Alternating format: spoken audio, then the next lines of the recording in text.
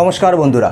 সাল 1975, কম্বোডিয়ার কুখ্যাত কিলিং ফিল্ড বা মৃত্যু উপত্যকা। চারদিকে মাইকে জোর শব্দে বাজছে দেশাত্মবোধক গান, যাতে মানুষের বাঁচার আকুতি আর কান্নার আওয়াজ বাইরের পৃথিবীতে না পৌঁছয়। আর সেই গানের আড়ালেই চলছে এক নারকীয় হত্যাযজ্ঞ। ঘাতকরা বুলেটে বাঁচানোর জন্য নিরাপরাধ মানুষদের হাঁটু গেড়ে বসিয়ে মাথার পেছনে কোদাল দিয়ে বা লোহার রড দিয়ে সজোরে আঘাত করে করছে। সবচেয়ে ভয়ঙ্কর দৃশ্যটি দেখা যাচ্ছে একটি গাছের গোড়ায়, যার নাম চাংকিরি ট্রি। সেখানে ছোট ছোট শিশুদের পা ধরে শূন্যে ঘুরিয়ে গাছের গুড়ির সাথে অজোরে আছড়ে তাদের ফেলা হচ্ছে। ইতিহাস এই ভয়ঙ্কর দানবকে চেনে পলটপ নামে, যাকে বলা হয় কম্বোডিয়ার কসাই। কিন্তু আপনি কি জানেন, 20 লক্ষ মানুষের রক্তে হাত রাঙানো এই মানুষটিকে তার ছাত্ররা বা সেখানকার মানুষ একসময় চিনত একজন নম্র, ভদ্র এবং লাজুক স্কুল শিক্ষক হিসেবে। এই লোকটি ক্ষমতায় এসেই মাত্র 24 ঘন্টার মধ্যে 25 লক্ষ মানুষকে খালি হাতে শহর থেকে তাড়িয়ে গ্রহীণ জঙ্গলে পাঠিয়ে দিয়েছিলেন। দেশে টাকা, ব্যাংক, স্কুল, হসপিটাল সব এক নিমেষে বন্ধ করে দিয়েছিলেন। তিনি বিশ্বাস করতেন বুদ্ধিজীবীরা হলো সমাজের সবচেয়ে বড় শত্রু।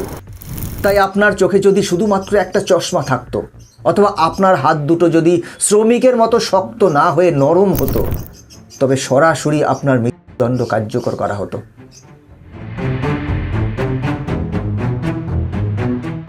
আজকের এই ভিডিওতে আমরা জানবো সেই রক্তস্নাত ইতিহাসের কথা। জানবো পল পট কিভাবে একজন সাধারণ শিক্ষক থেকে এত বড় দানবে পরিণত হলেন, আর তার তৈরি করা সেই মৃত্যু উপত্যকার আসল রূপ ঠিক কতটা ভয়ঙ্কর ছিল। বন্ধুরা, সমস্ত বিষয়টা জানতে পারবেন আজকের এই ভিডিও থেকে, তাই সাথে থাকুন। নমস্কার, আমি গৌতম আছি আপনাদের সাথে, আর আপনারা দেখছেন পঞ্চনামা উইথ ফ্যাক্ট। তাহলে চলুন শুরু করা যাক। পল পটের জন্ম কিন্তু কোনো গরিব বা নিপীড়িত পরিবারে হয়নি। কম্বোডিয়ার এক ছোট্ট গ্রাম প্রেক সাউথে 1925 সালের দিকে তার জন্ম হয়। তার আসল নাম ছিল স্যালোত স্যার। তার বাবার নাম ছিল ফেম স্যালোত এবং মায়ের নাম ছিল শোক নেম। স্যালোত স্যারের পরিবার ছিল সেই এলাকার অন্যতম ধনী এবং প্রভাবশালী কৃষক পরিবার। তাদের প্রায় 50 একরের বিশাল জমিজমা ছিল। সেখানে প্রচুর ধান চাষ হতো। সবচেয়ে অবাক করার ব্যাপার হলো, কম্বোডিয়ার রাজ পরিবারের সাথে তাদের সরাসরি যোগাযোগ ছিল। তার এক বোন ছিলেন স্বয়ং কম্বোডিয়ার রাজা মণিভঙের রাজপ্রসাদের একজন বিশেষ কর্মী। ফলে স্যালোত স্যারের ছোটবেলা কেটেছে বেশ রাজকীয় হালেই। তিনি প্রাসাদে যাতায়াত করতেন, ফরাসি ক্যাথলিক স্কুলে পড়াশোনা করতেন। যে মানুষটা ভবিষ্যতে কম্বোডিয়ার সমস্ত স্কুল কলেজ ধ্বংস করে দেবে, সেই মানুষটাই নিজের ছোটবেলায় পেয়েছিলেন দেশের সেরা শিক্ষা। কিন্তু পড়াশোনায় তিনি খুব একটা ভালো ছিলেন না। রেডিও ইলেকট্রনিক্স নিয়ে পড়ার জন্য 1949 সালে তিনি সরকারি স্কলারশিপ নিয়ে ফ্রান্সের প্যারিসে যান। আর এই প্যারিস শহরই স্যালোত স্যারের জীবনে মোড় ঘুরিয়ে দেয়। প্যারিসে গিয়ে রেডিও ইলেকট্রনিক্স পড়ার বদলে স্যালোত স্যার মেতে উঠলেন রাজনীতিতে। তিনি কার্ল মার্কস এবং স্টালিনের বই পড়তে শুরু করলেন। সেখানে তার পরিচয় হলো কম্বোডিয়ার থেকে আসা আরও বেশ কয়েকজন ছাত্রের সাথে, যারা তার মতোই দেশের রাজতন্ত্র এবং ফরাসি উপনিবেশের বিরুদ্ধে ক্ষুব্ধ ছিল। এই ফরাসি ক্যাফেগুলোতে বসেই তারা কম্বোডিয়াকে বদলে দেওয়ার স্বপ্ন দেখতে শুরু করলেন। পড়াশোনায় একদম মন না থাকায় টানা 3 বার পরীক্ষায় ফেল করে স্কলারশিপ হারান স্যালোত স্যার। 1953 সালে তিনি এক প্রকার বাধ্য হয়ে খালি হাতে কম্বোডিয়ায় ফিরে আসেন। কিন্তু ততদিনে তার মাথার ভেতর ঢুকে গেছে এক চরমপন্থী আদর্শ। দেশে ফিরে তিনি একটি প্রাইভেট স্কুলে ইতিহাস এবং ভূগোলের শিক্ষক হিসেবে যোগ দেন। তার ছাত্ররা তাকে ভীষণ পছন্দ করত, কারণ তিনি ছিলেন শান্তশিষ্ট, খুব ধীরে কথা বলতেন এবং সবাইকে হাসি মুখে বোঝাতেন। কেউ ঘুণাক্ষরে ভাবতে পারেনি এই মিষ্টি কথার মানুষটার মাথার ভেতর কতটা বিষাক্ত পরিকল্পনা ঘুরপাক খাচ্ছে। শিক্ষকতার আড়ালে স্যালোত স্যার গোপনে কম্বোডিয়ার কমিউনিস্ট পার্টি, যা পরে খামের রুজ নামে পরিচিত হয়, তার সংগঠন মজবুত করতে শুরু করেন। 1963 সালে পুলিশের হাত থেকে বাঁচতে তিনি রাজধানী নম পেন ছেড়ে পালিয়ে যান গহীন জঙ্গলে। সেখানে তিনি স্থানীয় পাহাড়ি আদিবাসীদের সাথে মিশে যান এবং তাদের সহজ সরল জীবনযাত্রা দেখে মুগ্ধ হন। তার মনে হতে থাকে শহরের মানুষেরা দুর্নীতিগ্রস্ত এবং লোভী, একমাত্র কৃষকরাই হলো খাঁটি মানুষ। তাই কম্বোডিয়াকে যদি আবার পুরনো গৌরব এবং প্রাচীন আঙ্কর সাম্রাজ্যের মতো শক্তিশালী করতে হয়, তবে পুরো দেশকে একটা বিশাল কৃষি খামারে পরিণত করতে হবে। এদিকে 70-এর দশকে প্রতিবেশী দেশ ভিয়েতনামে তখন আমেরিকার সাথে ভয়াবহ যুদ্ধ চলছে। আমেরিকান যুদ্ধবিমানগুলো ভিয়েতকং গেরিলাদের মারার জন্য কম্বোডিয়ার সীমানার ভেতরেও নির্বিচারে গোলাবর্ষণ করতে শুরু করে। এই বোমার আঘাতে হাজার হাজার সাধারণ কম্বোডিয়ান গ্রামবাসীর মৃত্যু হয়। আর এই সুযোগটাই কাজে লাগান স্যালোত স্যার। তিনি ততদিনে নিজের নাম বদলে রেখেছেন পল পট। আমেরিকান বোমায় সর্বশান্ত হওয়া ক্ষুব্ধ কৃষকদের তিনি বোঝালেন শহরের ধনী মানুষ এবং শহরের জন্যই তাদের এই দুর্দশা। দলে দলে কৃষকের ছেলেরা হাতে অস্ত্র তুলে নিয়ে পল পটের খমের রুজ বাহিনীতে যোগ দিতে শুরু করল। 1975 সালের 17 এপ্রিল এই দিনটি কম্বোডিয়ার ইতিহাসে এক কালো দিন হিসেবে পরিচিত। পল পটের খমের রুজ বাহিনী রাজধানী নমপেন দখল করে নেয়।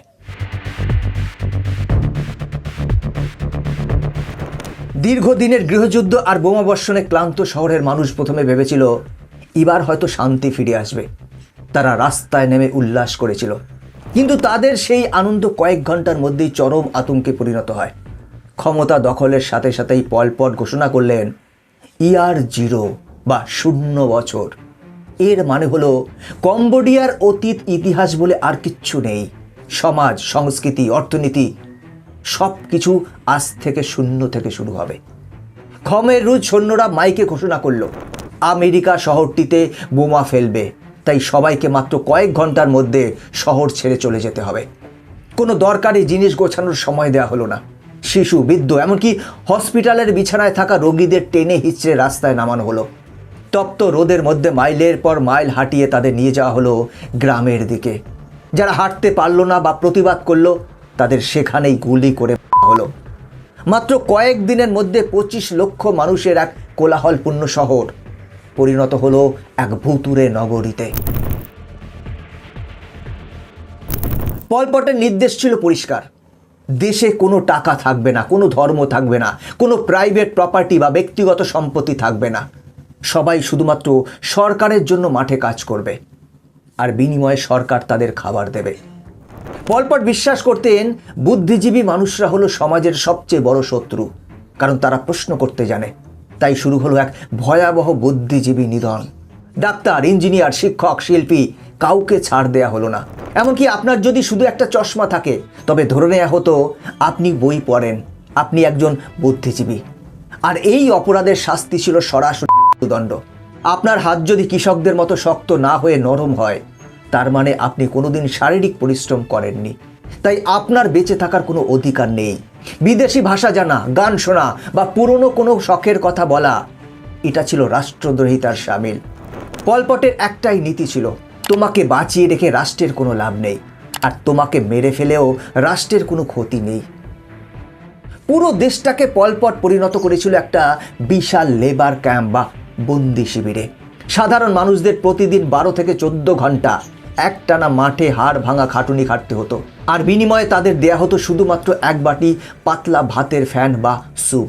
খিদে সহ্য করতে না পেরে কেউ যদি মাঠের একটা ব্যাঙ, পোকা, গাছের ফল চুরি করে খেত, আর যদি ধরা পড়তো তবে সবার সামনে তাকে পিটিয়ে মেরে ফেলা হতো।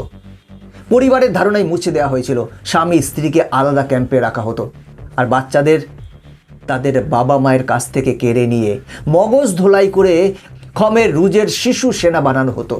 এই শিশুরাই পরে এতটাই নিষ্ঠুর হয়ে উঠেছিল যে তারা সামান্য ভুলের জন্য নিজের বাবা মাকেও কর্তৃপক্ষের হাতে তুলে দিত।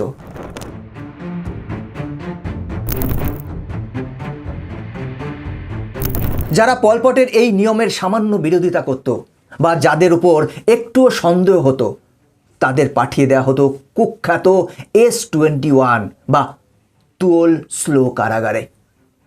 এটি একসময় একটি সুন্দর হাই স্কুল ছিল, যাকে পল পট টর্চার চেম্বারে পরিণত করেছিলেন। এই কারাগারে প্রায় 20,000 মানুষকে বন্দি করে আনা হয়েছিল, আর তার মধ্যে বেঁচে ফিরেছিল মাত্র 7 জন। বন্দীদের উপর এমন অমানবিক অত্যাচার হতো যা ভাষায় প্রকাশ করা কঠিন।